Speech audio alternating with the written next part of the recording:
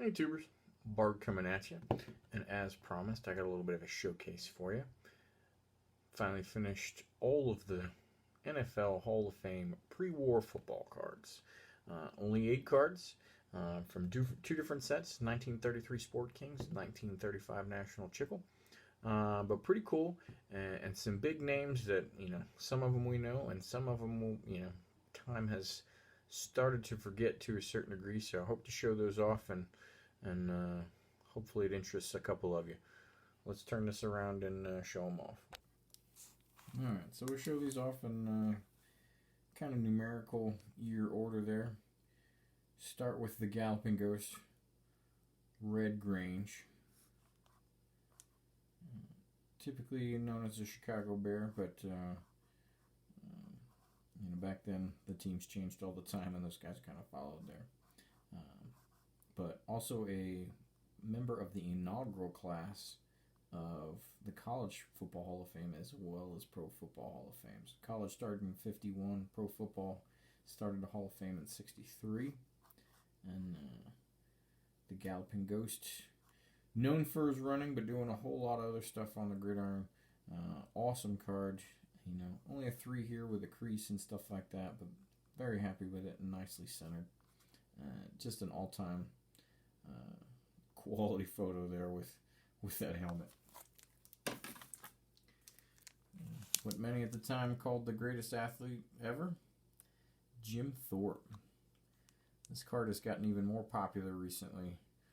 Real happy to have it in a 4.5. The color on that yellow and green are real solid on this one. It does not come up too often for sale, so all the more reason why it gets a little bit more attention when it does. Mostly known for the Canton Bulldogs, but played for a bunch of different teams back in the day. Especially as you're in the 20s and into the Depression, you kind of just followed where the paychecks were going. So Canton Bulldogs, but a whole lot of other spots. Also played professional baseball. Also played a little professional basketball, and then was a pentathlon and decathlon gold medalist. They took those away when they found out he had been paid for a couple of baseball games prior to the Olympics. And then back in the 80s, well after he had passed away in the 50s, they reinstated those medals. So pretty cool there.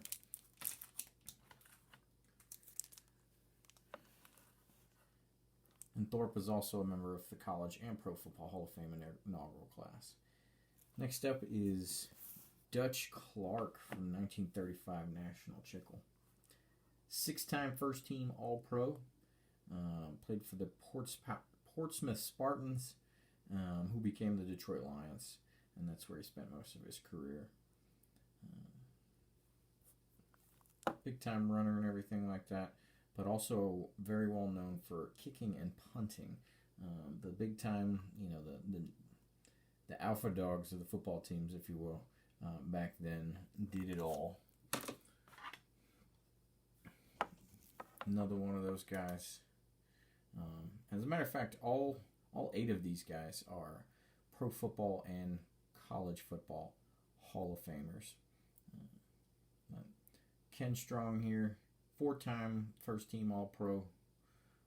Played for the Giants for the most part. But back then it went back and forth between the New York Giants, the New York Yankees, the Jersey Giants, all over the place. Real strong looking card in a 5. Cool pose there.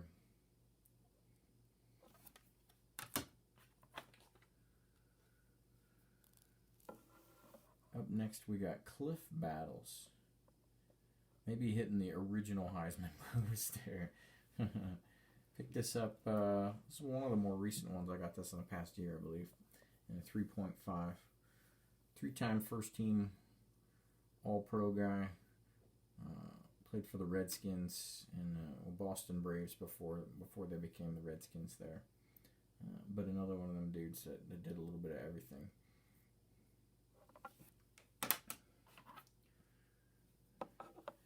Turk Edwards, another Redskin, 3-time first team All-Pro. This is the kind of the first fat guy Hall of Famer.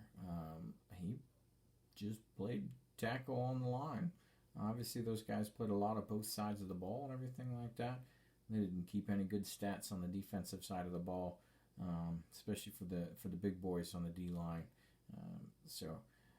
Hard to say what level of impact he had outside of how they chose first team, second team All Pros, and he did pretty well there. A pretty cool card, and neat to see the old logos and stuff the way they just had a damn sweater as a jersey back then. And Clark Hinkle, Packers guy here, and this guy, when you read about him, you're just like, man, why isn't his name a whole lot bigger? Some coaches were at the time referred to him as a second Jim Thorpe, based on his versatility. One of the top rushers in the league, or second to Nagurski at the time. Those guys kind of went back and forth and stuff, but at the same time, he was the best punter in the league several times over. Best kicker a couple of times as well. Big time linebacker. As a linebacker, he was the only dude to ever knock Nagurski out of a game. It hit him so hard, apparently broke his nose and his eyes welled shut. That's for Nagurski, so they had to take him off the field. 7-time first team All Pro, but 3-time second team All Pro, and he only played 10 seasons. So either first or second team, all 10 seasons, and then his career was cut short by military service when World War II kicked off. So real big time there. Surprised his name doesn't get touted a little bit more for the amount of stuff that I read about him. But pretty cool there. And then last but not least, the piece de resistance, the Babe Ruth of the football cards, the 1935 National Chickle, Bronco Nagurski. Got this in a PSA 2. Love the card. Good coloring. Relatively decent centering. Obviously those corners are well loved and rounded. And it's got a crease up at the top. But, I kind of like some of that character with these older cards. And as long as it's not, if these grease stains were up on his face or something like that, then obviously that would be a whole different ballgame. But they're not. Just a great looking card. Super iconic. He was a 4-time first team All Pro for the Bears. Did a whole lot of everything on there. Didn't play as many years as you would think. He only played 9 years, and he had a large break in them. He went from 30 to 37 and then came back in 43. And that break in years, he just kind of bebopped around. Did a whole lot of wrestling. Even after his playing career, he became a world wrestling champion too. So kind of neat how all of those guys, they did what they had to do to make do and make some bucks and stuff like that, with barnstorming games and everything else, and doing wrestling and everything. So really neat, but beautiful, iconic card. This thing comes up super rare. I didn't look up the pop. I should have before I did this, but when I bought it, there were less than 120 graded in PSA total. And they just don't come up for sale. They're kind of heirloom items that get passed on and stuff like that, as opposed to sold. So I was very fortunate a couple years ago.